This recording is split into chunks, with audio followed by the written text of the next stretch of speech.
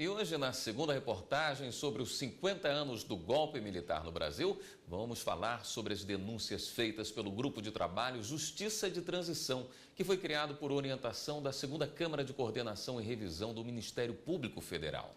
O objetivo deste grupo é promover a investigação das graves violações dos direitos humanos durante a ditadura militar no Brasil. A atuação foi em 2011 e com base à sentença da Corte Interamericana de Direitos Humanos na Organização dos Estados Americanos, que condenou o Brasil por violações na guerrilha do Araguaia, ocorrida na década de 1970.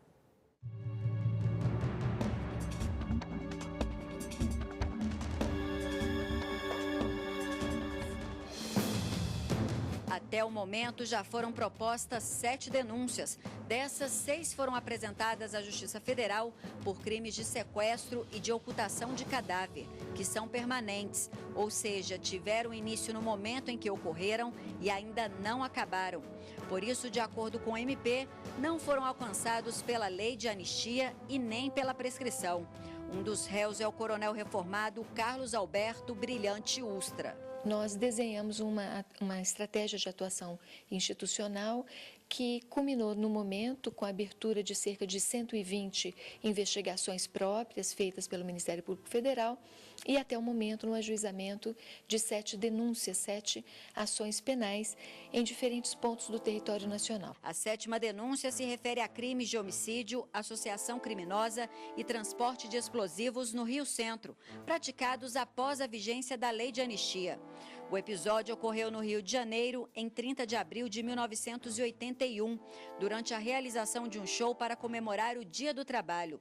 O MPF entende que a prescrição neste caso não se aplica, porque são crimes contra a humanidade e há a obrigatoriedade de cumprimento da decisão da Corte Interamericana de Direitos Humanos. Alguns dos envolvidos confessaram a sua participação ao Ministério Público Federal.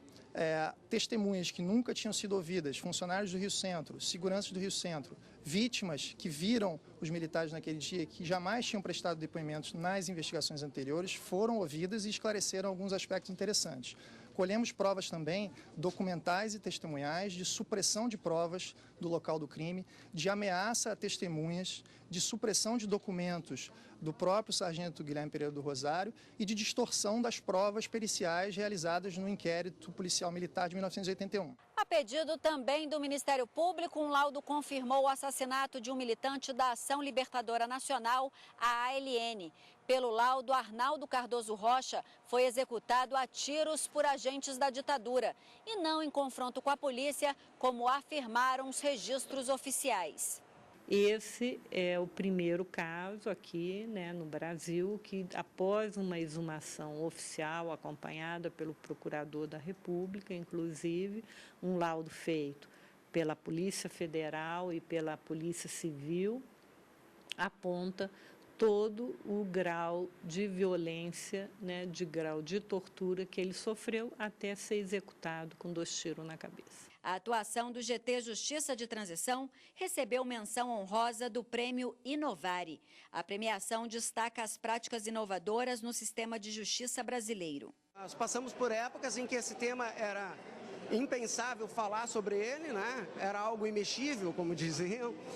E agora, essa iniciativa e o reconhecimento, recebendo o prêmio, a menção honrosa no Prêmio Inovare, é uma demonstração que os tempos estão mudando. A gente não pode ignorar que, por trás de todo o evento político, por trás de toda a Guerra Fria, por trás de todos os movimentos dos quais a gente falou aqui, você tem a tragédia das pessoas.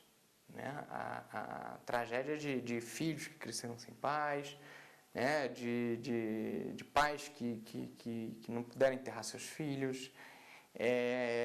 Enfim, você tem a tragédia humana que, no final das contas, é superior a todo o processo, em tudo aquilo que a gente pode ter em termos de ideologia e de projetos políticos. É preciso passar uma mensagem muito forte para gerações futuras de que questões como essas, sob qualquer ponto de vista ideológico, não podem ser mais toleradas.